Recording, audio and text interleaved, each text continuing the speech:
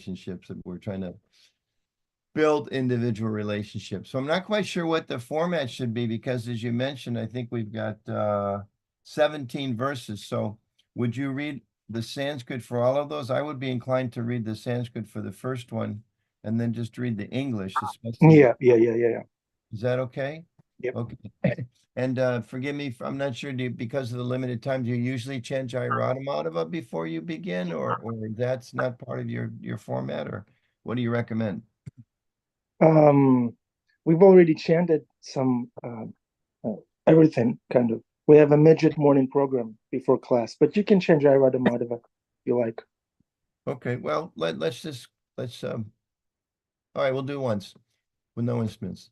Jairadhamadava Kunja Bihari Radhamadava Kunja Bihari Gopi Jana Balava Girivardhari Gopi Jana Balava Girivardhari Yashodanandana Braja Jana Ranjana Yashodanandana Braja Jana Ranjana Yamuna Tiravanachari Yamuna Tiravanachari Jayurada Madhava Kunja Bihari Jayurada Madhava Kunja Bihari Om Namo Bhagavate Vasudevaya Om Namo Bhagavate Vasudevaya. Om Namo Bhagavate Vasudevaya. So, class online with the Bhakti Center and crew. Srimad Bhagavatam, Canto 10, Chapter 59, beginning with text number 4 through 21. And it's a lot of verses. It's an exciting section. Very, very short purport at the end. It's an interesting purport. We'll discuss that maybe a little bit at the very end. But we're reading the killing of the demon Naraka. So beginning with text 4. Gadaya nirbibe dharin shastra durgani sayakai chakren agnim jalam vayum morda pashams tatasina. With his club, the Lord broke through the rock formations. With his arrows, the weapon fortifications. With his disc, the fire, water, and wind fortifications. And with his sword, the Mora Pasha cables. Text 5. With the sound of his conch shell, Lord Gadadhar then shattered the magic seals of the fortress, along with the hearts of its brave defenders. And with his heavy club, he demolished the surrounding earthen ramparts. I think they mentioned ramparts in the U.S. anthem, right? The ramparts something. Text 6, the five-headed demon Mura, who slept at the bottom of the city's moat. Just imagine what kind of creature that was. 5 heads and he sleeps at the bottom of the moat. This is a slimy guy. Awoke and rose out of the water when he heard the vibration of Lord Krishna's Panchajanya conch shell. The sound is terrifying as the thunder at the end of the cosmic age. So Krishna's got his tough stuff too. Text 7, shining with the blinding, terrible effulgence of the sun's fire at the end of a millennium. Mura seemed to be swallowing up the 3 worlds with his 5 mouths. He lifted up his trident and fell upon Garuda, the son of Tarksha, like an attacking snake. 8. Mura whirled his trident and then hurled it fiercely at Garuda, roaring from all 5 mouths. The sound filled the earth and sky, all directions, and the limits of outer space, until it reverberated against the very shell of the universe. There's a major fight going on here. Then with the 2 arrows, Lord Hari struck the trident flying toward Garuda and broke it into 3 pieces. Next, the Lord hit Mura's faces, plural, with several arrows, and the demon angrily hurled his club at the Lord. As Mura's club sped toward him on the battlefield, Lord Gadagraj intercepted it with his own and broke it into thousands of pieces.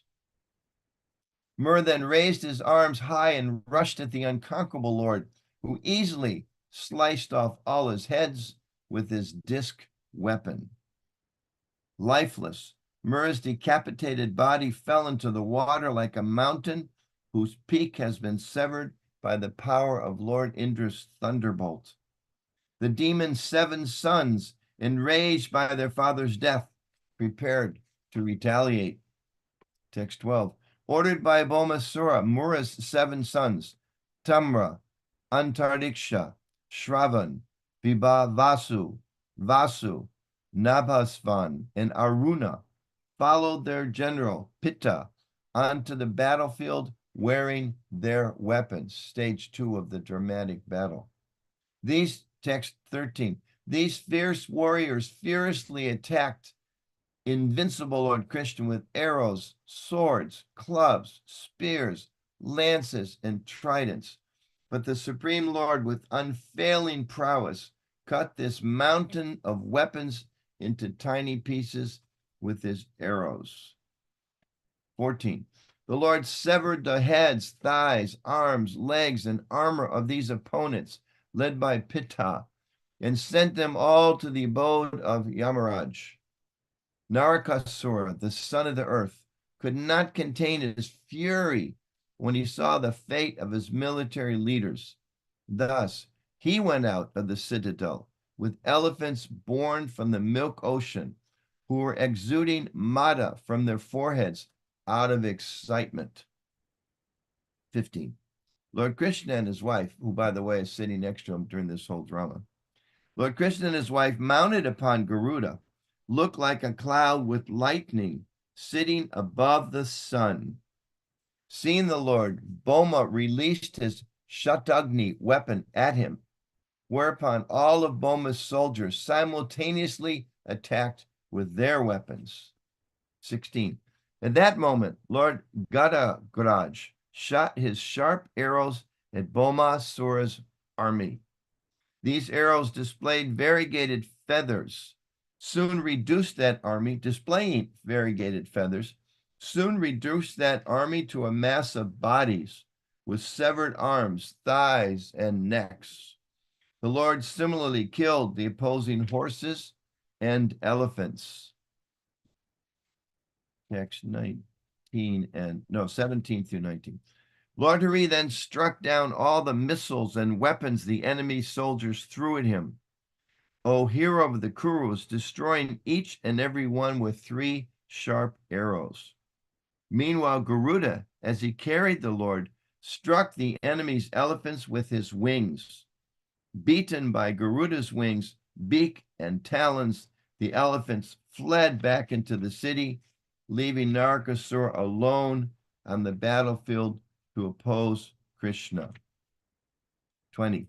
Seeing his army driven back and tormented by Garuda, Bhoma attacked him with his spear, which had once defeated Lord Indra's thunderbolts. But though struck by that mighty weapon, Garuda was not shaken. Indeed, he was like an elephant hit with a flower garland. 21. Last one of this exciting section. Bhoma, frustrated in all his attempts, took up his trident to kill Lord Krishna. But even before he could release it, the Lord cut off his head with his razor-sharp chakra as the demon sat atop his elephant. Purport. Only purport, and the reading selection today, I was asked to stop here. Purport. According to Srila Vishwanath Chakravarti, as Bhoma raised his invincible trident, Satyabhama, sitting on Garuda with the Lord, said to Krishna, "Kill him right away." And Krishna did just that. Jai. Nama Om Vishnu Padaya Krishna Prasthaya Bhutale Srimati Bhaktivedanta Swamini Namane Namaste Saraswati Devi Gauravani Vicharane. Nirvisesha Shunivani Pastachari Satarnane Jai Shri Krishna Chaitanya Prabhu Nityananda Shri Advaita Gadadhar Shivasadi Gaur Bhaktivinoda Hare Krishna Krishna Krishna Hare Hare Hare Ram Ram Ram Hare Hare. So Prabhu, we end at 8 o'clock. Is that correct? Yes, Prabhu. But before 8, we stop for questions. Yeah. What are to attend to? So we'll have about 20 minutes or so. Forgive me if I speak quickly. I wasn't sure what I was going to say when I was reading this and thinking about it. There's so much to say. Bhagavatam is so stimulating. So anyway, it's nice to be here with devotees from the Bhakti Center and see some of my friends from other parts of the world. It's a very small purport, but I'll share a few points. First, we remember that the Lord we worship, Krishna, the name means the all-attractive. So it's interesting. This is Sukadeva Goswami speaking to Parikshit Maharaj, who, after all, is a king, who spends a fair amount of his time before his renouncing the world, fighting for justice and to protect the people. And we know warriors and policemen and military people, they spend a lot of time preparing for the battle, much more than the battle itself. I mean, behind me, there's a picture of Krishna and Lord Balaram going into battle, but that's a whole other story. We won't get into that one today. But so Parikshit, this must have been very fascinating information to him to hear, because he's learning about the Lord's fighting capacity. So he's particularly interested in this. And again, the Lord is the all attractive. So some of us, including most likely Parikshit Maharaj, may be immediately attracted to these descriptions that the way Krishna's fighting, like, wow, cool, this is great. Oh, he severed heads, he severed limbs, and wow, he threw this weapon and that weapon, and they countered with the trident. And it's this whole drama unfolding. And they may say to us as devotees, if we were to explain this, wow, how cool, God fights. Wow, that's really amazing. I can remember distributing books years and years ago as a young brahmachari. One of the lines, we used to meet a lot of military guys, and we would often tell them, this Bhagavad Gita is like the biggest battlefield in the history of the world, and how this one warrior, Arjuna, had basically a nervous breakdown, and how his friend encouraged him to keep up the fight. And they go, wow, cool, let me buy that book. Which that is an aspect of Bhagavad Gita, but of course there's much, much more than that. So some people may be very attracted to this. I'm remembering not too long ago, one of the flights I was on, I was sitting a row away from some military type guy, and he was watching, you look up every few minutes, he's watching some movie about some people fighting, maybe like in Afghanistan or something like that. And, they got their camouflage suits, and you look up and the guy shot some guy in the head. Is like, okay, back to Bhagavad Gita. And you look up and there's some hand-to-hand fighting. And, this guy was totally excited with that particular rasa. So there's certain people, I'm sure if I told him, if I'd read this to him, he would have thought, wow, this is like better than my movie. It's so exciting to hear this battle. So some people, just like these days, so many young people, older people too, right? They have their games, right? All the different games, right? They're playing all day long. A lot of those are fighting. A lot of those. They're excited about that. So there's a rasa there.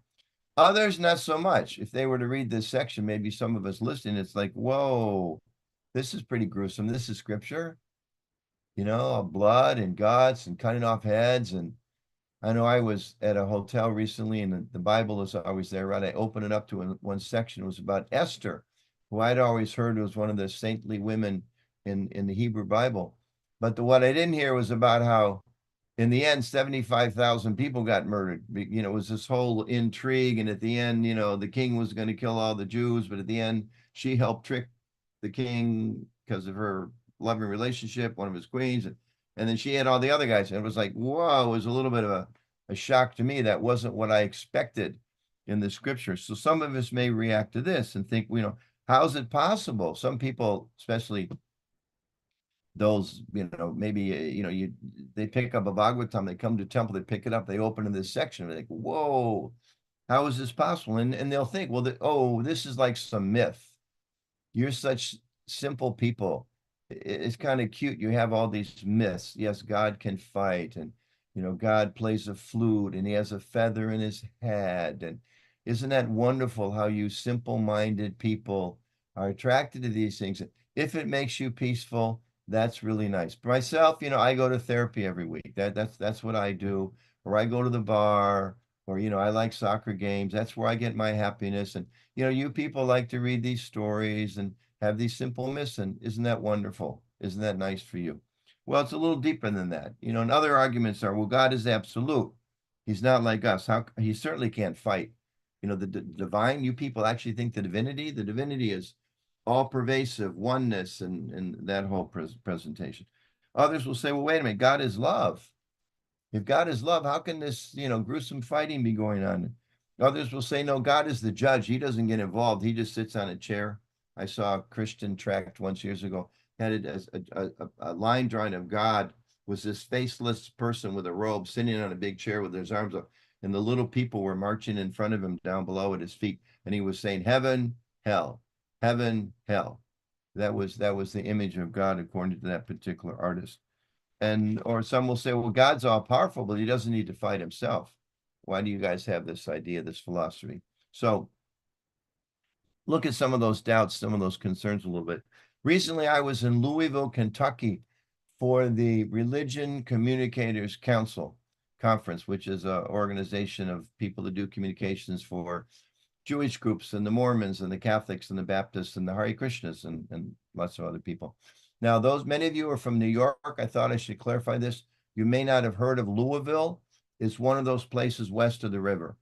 Okay, I know it's all kind of one for New Yorkers, so I don't want you to feel like you don't understand, the context here. It's one of those places, okay? It's somewhere out there. So while I was in Louisville, I went to the Muhammad Ali Museum. They had actually one of their evening events was at the Muhammad Ali Museum. It's a big place. It's pretty fancy. We had rented for our gala event of that evening, so we got in free. But on the way out, I noticed it was quite expensive. I don't remember, $20 or something again. And it was quite an impressive museum.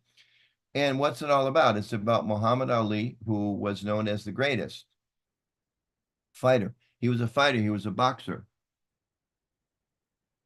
Previously Cassius Clay. He accepted the Islamic faith at a certain changed his name and went on to be the world champ, I think at least a couple times. He had it, and it was a little bit of a drama there in his life too. But he was a fighter, he was a boxer, and he's famous. And people love and they adore, they want to go see, and you go and you see, well, here he won this fight, and here's some videos of him fighting and his challenges, and he came back, and so people are attracted to that. He also fought oppression in his later life. He took on the U.S. government. He protested against the Vietnam War, refused to go, and eventually won in court. And later on in life, he kind of fought for the little guy. He established a lot of charities and did a lot of things to try to help, kids, especially inner city kids. And he met Bhakti Tirtha Maharaj, I think at least once, maybe a few times. I don't remember all the details, but Maharaj had interaction with him. But he's best known as a fighter, and he's very popular, and people appreciated his fighting and his fighting spirit. So the point being, fighting is an opulence. And even in this world, we may be attracted, not attracted to these kind of gruesome stories, but it is an opulence. Somebody that's a good fighter, especially when it's used for a good cause, that's an opulence. And I was thinking about it when I'm driving on the road, especially these days. I have a sense that, in fact, I've been told by policemen I met not too long ago, they're having trouble. They don't have enough money, and they're having trouble recruiting policemen these days because of all the anti-police kind of stuff and the excesses and abuses of police. So I don't know how it is where you all live. Some of you may not drive, but where I drive, I wish there was more cops on the road, because the people, it's kind of like this, totally out of control. You're driving on the road, it's 55 miles an hour. You're driving 65 and vroom, people just flying by. And you kind of wish there was more fighting spirit by the proper authorities to contain people that are not doing what they're supposed to do for the social being of everybody, the social well-being of everybody. So fighting is an opulence, strength is an opulence. So this first question, to be raised, well, if we fight as human beings, if it's an opulence, Muhammad Ali, if it's an opulence, we want, under a proper guide, we want police to be able to show strength, and we want governments to show strength, and we want criminal elements to be kept down. If we can fight, why can't God? That's our philosophical question. People say, well, this can't be God. This is some myth. Well, wait, why can't it be God? If we fight, why can't God fight? Are we better than God? This is the argument that Vaishnavas bring out. How is it possible we have something that God, if God means the ultimate source of everything, the absolute truth, whatever we see, whatever we experience in this world has to be there in God. Otherwise, he's not God. He's not the source. So God has to contain fighting. So that's one point to bring up. God has to have fighting ability. So then the other doubt somebody might bring up, well, okay, maybe, but fighting often, it goes too far. We see in this world, fighting becomes selfish. It's not often a measured response. I mean, this whole current crisis, there'll be another one in a couple of weeks for sure. This current Israeli-Gaza crisis, both sides will argue that you've gone too far. If you go back, you try to unravel, well, which level of oppression set the whole thing off? You can hardly find the beginning. Jewish people will look to, well, the Holocaust, and we were finally given a holy place after, 6 million people were killed. Palestinians will respond and say, yeah, but you took our land away. Israelis will say, well, wait a minute, you came and kidnapped so many hostages. People that are out in the streets today protesting in behalf of Palestine will say, yeah, but the response was way over the top. So many innocent people being killed. So it's a big thing. So oftentimes when you say fighting, like when Prabhupada was preaching in the 60s, he was talking Bhagavad Gita advocates war. And one sense, it's Krishna's telling Arjuna to go to war. And a lot of young people, they couldn't swallow that because they put it in the context of that social milieu. So in the same way, right now, a lot of people may have a hard time with, whoa, how is it you guys believe God is fighting? But fighting is Israel and Gaza, and there's, extreme suffering and people not being able to appropriately respond. But we argue, the Shastra argues that no, this is one of the qualities of God. He fights, but only when necessary and appropriately. Just like we have the example, Lord Ramachandra. Ravan was a very evil person, and he kidnapped Sita by illegitimate means. He pretended to be a holy person. He kidnapped Sita. He'd abused so many other women previously. He was an evil person. Ram stepped in and corrected the situation. Lord Krishna, when we read the Mahabharata, which is, we're all familiar with the Gita, you read the bigger Mahabharata, the Lord himself tried to stop that war a whole bunch of times. Yudhisthira tolerated being sent to the forest for more than a decade with his whole family when he was cheated. He tolerated even that cheating rather than having a necessary war. And he came back and said, now, please give us our rightful share of the kingdom. And the Kauravas refused. Duryodhana refused. So there had to be war. And even then, Krishna went and said, okay, he tried to negotiate peace. And what did the Kauravas do? They tried to kidnap Krishna. So appropriate response. Kamsa put his own father in prison. Kamsa put his sister in prison, put his brother-in-law in prison, killed children, sent his demoniac forces, evil forces to kill so many children because one of them out there is Krishna. I'm going to kill so many. I mean, these are evil beings, beyond even the 20th century concept of what evil leaders can do. And Krishna, Lord Nrsimhadev, I mean, Hiranyakashipu was evil person. And of course, that's like the most amazing manifestation of the Lord in his fighting spirit. So Krishna comes and he puts, when necessary, he manifests this fighting spirit, this fighting mood, as here with Bhaumasura, to alleviate the pain and the pressure and the suffering in the world. I thought about it, just a simple example. I remember as a kid once, it's not exactly fighting, but biting example. When I was about 12 or maybe younger, I realized I was stronger than my sister, who was 5 years older than me. And I bit her once.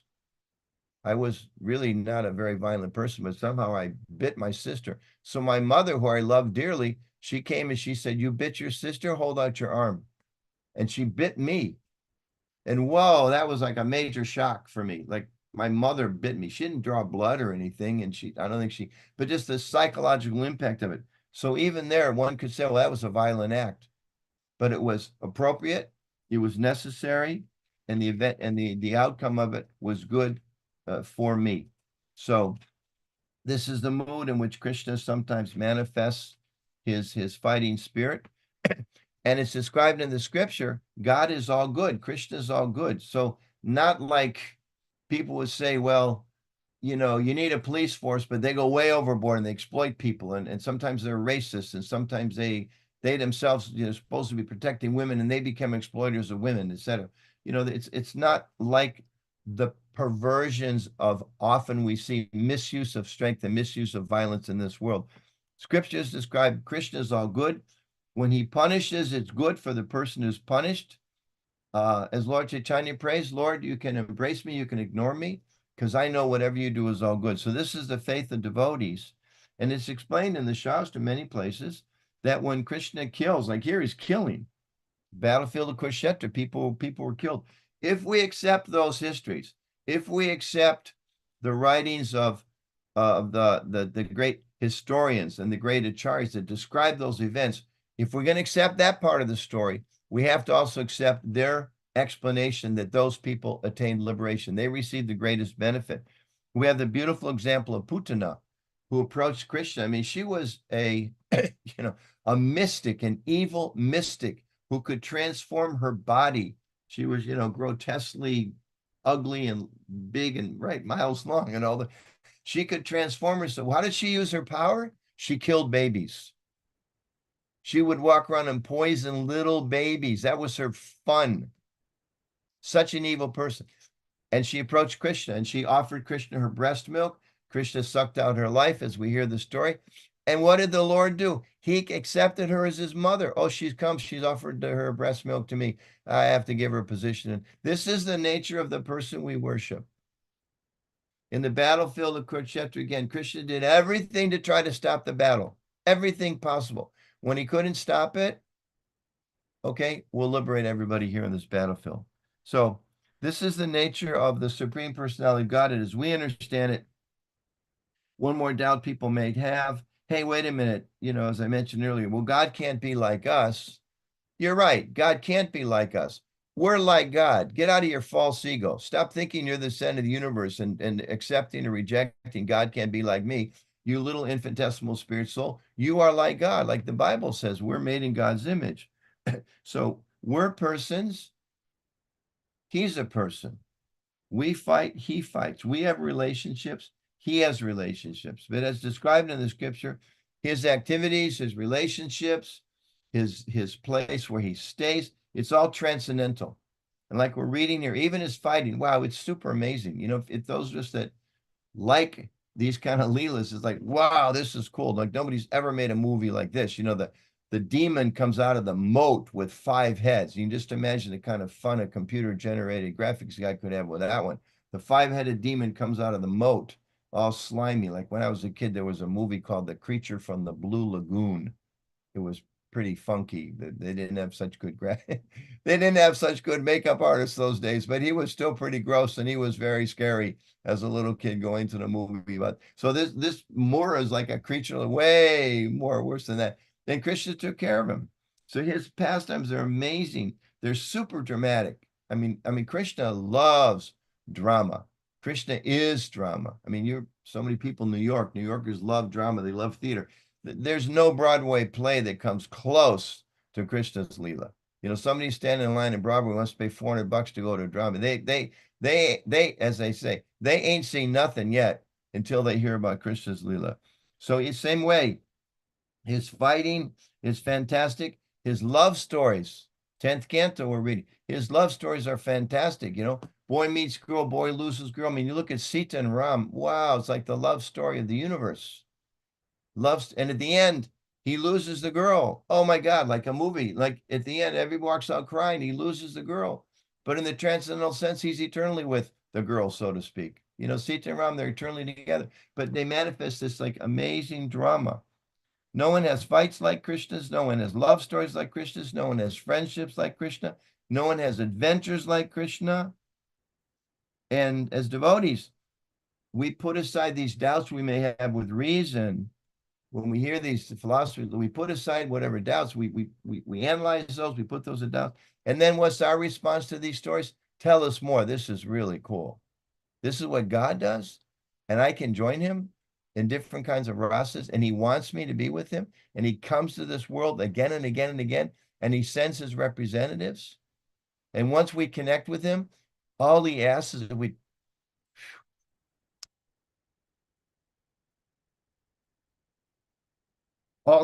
try to share with others. What kind of person is this that we're asked to connect with, that we're trying to surrender to? So one final comment, just briefly, this purport. I just have to comment on this purport. According to Vishwanath Chakravarti, Boma raised his invincible trident. Satyabhama, the Lord's wife, sitting on Garuda with the Lord, said to Krishna, kill him right away. And Krishna did that. So just see how Krishna even set an example of a proper husband. His wife asked him to do something, and he took care of it on her request. So we'll end with that. And of course, this is partly in jest, but it is a fact. Loving relationships means that we're devotee husbands. I mean, obviously, you're supposed to please your wife. You're a devotee. How can you not try to please your wife? And if you're a wife, obviously you try to please your husband. And if you're a father, obviously you have a responsibility to take care of your kids. All of their needs, emotional needs, mental needs, physical needs, all of their needs. It's just obvious. If you're a king, if you're a devotee, obviously you take care of the citizens. If you're a temple president, obviously you have to serve the devotees. If you're an employee in the company, obviously you have to be a good employee. I mean, how can you not be if you're Krishna conscious? So this is, in this short little purport, that point is touched upon. And I'll end there. I think there's about 10 or 12 minutes left. So I apologize for speaking fast, but I knew this is mostly New Yorkers. So not only should I allow myself, I have to speak faster. You won't be able to understand what I'm saying. So thank you very much. Pleasure to be with everybody. And if there's any questions or whatever, questions or comments, or as they often say, corrections, please. Exceptionally wonderful class. Thank you so much. Thank you. My daughter is here listening, and when you were talking about the devotee husband who needs to take care of his wife's request, she said, "Yeah, Dad, you heard that?" Thank you. Okay, we're gonna unleash our audience. Who wants to go first? We have some questions in the chat from Krishna Gowda. Can somebody read those? Otherwise, for me to kind of look through them all, it's a little hard to do. Yeah, I can read it for you, Prabhu. So the first question he wrote, Hare Krishna teacher Acharya, sir, in the temple of Sri Krishna in Udupi city, Udupi district, Karnataka state, India, a daily priest, pujari or worshipper, blows a pancha janya shanka, a conch, at 4 a.m. In the Mahabharata, in the 18-day war, it is mentioned that every morning at 5 a.m., the war begins with the sound of the blowing of the Panchajanya Chanka conch. Now that you've said a Panchajanya Chanka conch and its sound, in the shloka of Sri Bhagavata 10:59-6, so what is the Panchajanya Chanka conch and its sound? What are its characteristics? Well, I can't say exactly what it sounds like. I haven't heard it yet. I look forward to that day when I can hear it, but we hear the description here. And particularly, I mean, we know in the Bhagavad Gita, Krishna blows his conch shell along with those of the other Pandavas, and it crushes the hearts of the voice and is described as a transcendental sound vibration. So here, before entering the battle, it was a small part of the verse, but was it? He mentioned text 6. With the sound of his conch shell, Lord Gadadhar then shattered the magic seals. Not only did it there's obviously some potency here because it describes it shattered the magic seals of the fortress along with the hearts of the brave fighters. So in the Bhagavad Gita, Krishna blows his conch shell, the hearts of the Kaurava army were shattered. Here has some power. I don't know what the magic seals are of the fortress. That would be pretty interesting. And again, I look forward to some Vaishnava movie maker someday, putting this all in a fantastic video or movie so we can see it. So that would be my quick answer to that question. And maybe what we can do, if there's other questions, we just kind of go to the concise point that's being made just to save time. We only have 8 minutes left. Maybe we go back and forth from chat to hands that are up. Should I call on people or what's your format? Okay, Bhima Prabhu can go. Keep it brief, Bhima Prabhu. We have other speakers. Keep it brief and sincere and funny, okay? And in line with Guru Sadhana Shastra. Well, I can't. Can you hear me? Yeah, we can. Yeah. All right. I can't do any of those things, brief, sincere, and funny. So I'll just, I will cede my minutes to the next senator. Haribol. Okay. Any other questions or comments? I'm scrolling through chat. Okay. Long list. Temple room, deities, pujaris, any questions? Adipusha Prabhu. Hi, Krishna. Thank you very much. We really appreciate your enthusiasm for this battle. You brought us right into the spirit of terrific conflict. Whenever you go to the film or you read a book, there's always the good guys and the bad guys, right? The good guys and the bad. These days, unfortunately, Kali Yuga, it's a big question. The good guys oftentimes turn out to be bad guys. The bad guys turn out to be good guys, and you kind of walk out away from the book or the movie, the TV show, thinking it all stinks and better I just go have a drink, and that's unfortunate. Right. Well, their characters do have shades of gray. It's not always black and white. But the interesting thing is, although there is combat in the Kshatriya code of ethics, the power is restricted. It's not just a all out bashing, but the like you said, the good guys are defeating the evil characters for their benefit, and that it's all done under rules and regulations. We heard one story about a young orphan who was taken in by a martial arts teacher. And then later in his life, someone murdered the teacher while the teacher was sleeping. It wasn't a fair fight, and it was just done out of selfish, evil intent. So the young student, he understood that it was his duty to actually chastise the murderer. And he and his friend, they went everywhere looking for this murderer, and they finally found the city that he was in and the neighborhood that he was in and the block that the house was on, the house, the floor, the room, and they found the room where the murderer was, and they bashed in the door and they began a fight with this murderous person.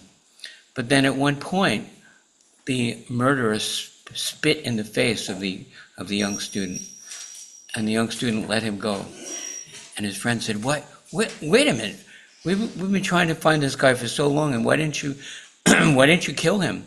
And he said, "Well, at that point when he spit in my face, I became angry, and we're supposed to be chastising people with a certain amount of restraint for their benefit. But if it's just done out of anger," and similarly the parents, sometimes they say, we have to spank the child. "This hurts me more than it hurts you. I don't like to do it, but because I love you," like Lord Chaitanya's father said, "because I don't want you to grow up to be undisciplined. I have to chastise you because I care about you." So Krishna's like that also, that he actually loves everyone. How wonderful is Krishna? And he only chastises in a very restrained and disciplined way for the benefit. And sometimes we might be inclined to just go tearing after some evil person. But if we don't have sufficient love, and if our motivation is tainted by uncontrolled anger, then it's not pleasing to the Lord. And the benefit won't come to the person being chastised. Anyway, just a comment. No, very good point. Loves everyone. Very good point. Somebody raised a question in the chat about corporal punishment, and it is at least as far as in ISKCON schools, corporal punishment is not allowed. Just a quick comment on that, just because you mentioned that in your example, Prabhu. So yeah, and just clarify that. Any other questions or comments? We have just a couple minutes left. Anandi and Donald have a question about the gatekeepers of Vaikuntha, Jai and Vijay, who were cursed to live 3 lifetimes as demons. So that's the questions. Who gets to play the villain? And how does that play out? Are they devotees ultimately? I guess Yeah, that's the I mean, it's described, Prabhupada describes, Bhagavatam describes that Refuse. that's all Krishna's Leela. Krishna wanted to fight, and there was so many other things that needed to be accomplished. So Jai and Vijay were gatekeepers, and they fended the 4 Kumaras, so they were cursed to take birth in the material world. And then they were given a choice. Would you want to take 7 births as devotees or 3 births as demons? They said, well, we want to get back here as quickly as possible. We'll take 3 births as demons. I don't know if at that time they understood exactly the intensity of those 3 births, but either way, that was their decision. And, you know, a huge chunk of the Bhagavatam and other Vedic literatures are all telling this story. But I think, again, you know,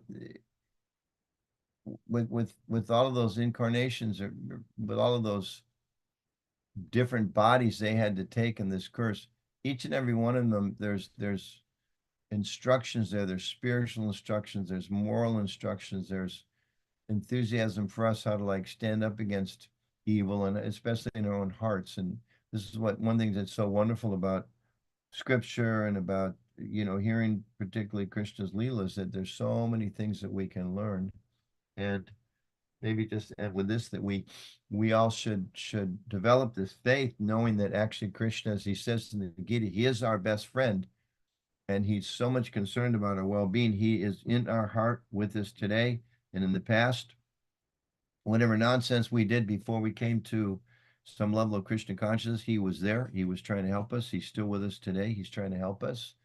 And whatever shortcomings we may have, whatever challenges we may have, whatever doubts we may have, whatever disadvantages we may have, it's like we got the guy that took out Bomasur on our side. So if he can handle Bomasur, he can handle, you know, whatever issues I have, my mind, my past, my bad habits, you know, my difficult boss, it's hard for me to deal with, whatever it is. He can absolutely help us overcome those challenges. And especially, it's described, Krishna says in the Gita, just surrender, you know, just take shelter of him, and he'll help us. That's his eternal relationship with us.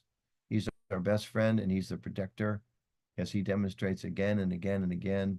And we should develop that faith so we can completely 100% take shelter of him.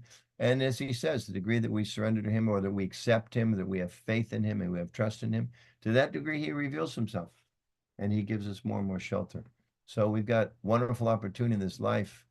And as I mentioned earlier, all he really asks in exchange is try to share with others as best you can. That's a pretty reasonable request. Try to help others out of their suffering. Try to help others realize the happiness that's there in God consciousness. Try to become a light in the world. I'll just end with this. We got 30 seconds. I was just reading Leelamrita. Prabhupada was in Africa, and he was, you know, spreading Krishna consciousness and emphasizing the need to approach local people, in that case, African people. And Prabhupada was making this point that the spiritual master, all he wants is others to take up Krishna consciousness and to give to Krishna consciousness to others as best we can, according to our capacity. We all have different capacities, but just give what we can to share that message. So I know New Yorkers are also very prompt people, so we should end on time. I believe it's 8:01. It just popped up on my screen. The conch shell's blowing. We're seeing, greeting the Lord. Thank you all very much for this opportunity to be with you. I hope to be with you sometime in the future in person. Thank you, Anuttama. Thank you very much. Srimad Bhagavatam ki jai, Anuttama Prabhu ki jai, Shri Shri Radha Murlidhar Shiva Charter ki jai. Turn on your cameras, dear devotees. The Lord will take a look. He's not looking away. Ever. Hi, Krishna, everyone. Jai Prabhupada. Adi Pusha Prabhu, turn. Which camera is spotlighting the darshan? Because I see multiple cameras. Okay, never mind. Thanks.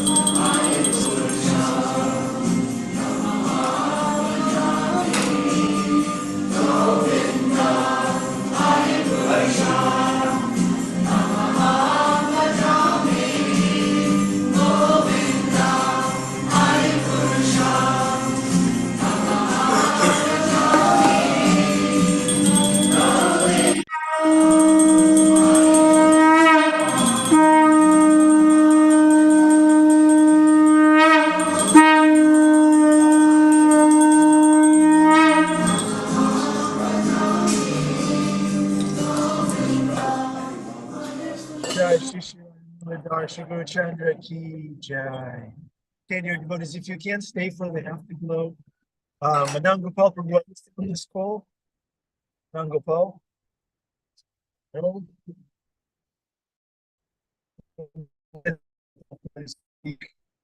Narayani, Hare Krishna, did you like the class? Yes?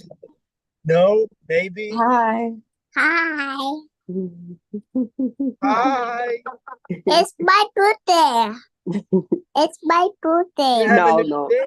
No, my birthday is tomorrow, so she's very fixed on birthdays Oh, right now. Narayani. Mommy, it's birthday. How old are you, Narayani? No, How it's old are you, Tina. Narayani? It's Tina's birthday tomorrow. Tomorrow. Okay. Are you excited for your birthday, Tina? No, I'm just getting older, yeah.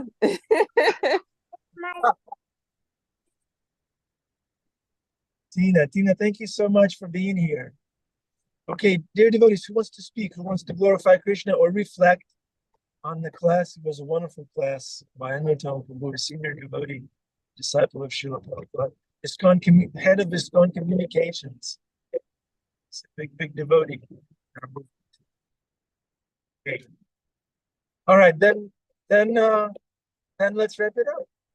for I just Krishna. wanted to say that I really appreciated how Anuttama Prabhu, he gave us really 3 strong points of doubts that people might have in reading the Bhagavad Gita and the Srimad Bhagavatam and our sacred texts. And I think it's really important for us to take classes like that, like you said, from someone who is an ISKCON communications kind of master at his craft, because he's giving us things that will come up when we're talking to other people about either our faith or if we're trying to distribute books or if it just comes up as a conversation point. He's giving us like ways for us to address that in really compassionate and smart ways. So it's just a really great gift. And it's, if anyone's interested, he also does an ISKCON communications course that's available. You can take through Bhaktivedanta College. And it's in that course, he really teaches a lot about this, how to address people's doubts and to be good ambassadors for ISKCON in the world.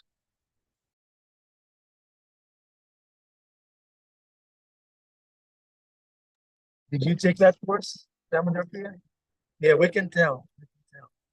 We can tell. Senior devotees. This is what happens when you take the course and when you don't. All right, who else wants to speak? Anandi, was the question answered properly? You satisfied? Okay, good. Okay. All right. So we love you. We need you. Come again tomorrow. Thank you for your association always. Rita, who's that? Who's that little champion? You're muted, Rita. Hare Krishna, Lord Chaitanya, head of farm. How is my communication with children? Hare He's Krishna. two, so he don't understand. He doesn't understand. Okay. What's his name? His name is Arin. He understands just Radha. He say Radha. Yeah. Hare Krishna Mataji. Yeah, yeah. He's looking. Radha. Yes. There you go. Hare That's Krishna. good. That's good. All right, dear devotees, before I crash the car, thank you very much. Oh, Karen, unmute yourself and say something. Hare Krishna. Sorry, they just wanted to wave and say hi to the baby and and say hi to everyone. See, baby Darshan always makes people turn on their cameras. It's just like how baby Krishna draws people out. It's just a little piece of that baby Krishna sweetness in the babies. Okay, please, Ananda Bihari Prabhu, we're very concerned for your safety. I'm done. I'm parking. I'm good. I'm alive. Okay. Om Tat Sat, Hare Krishna, Hare Ram. Love you all. Hari Bol, Jeffrey Eckler, Princess of Smiles, Princess of Glasses. And Haribo Prabhu, not a princess, just a cowherd girl. Cowherd girl. Right. Yeah, that's the aspiration. Okay, Hare Krishna. Love you. Hari Bol.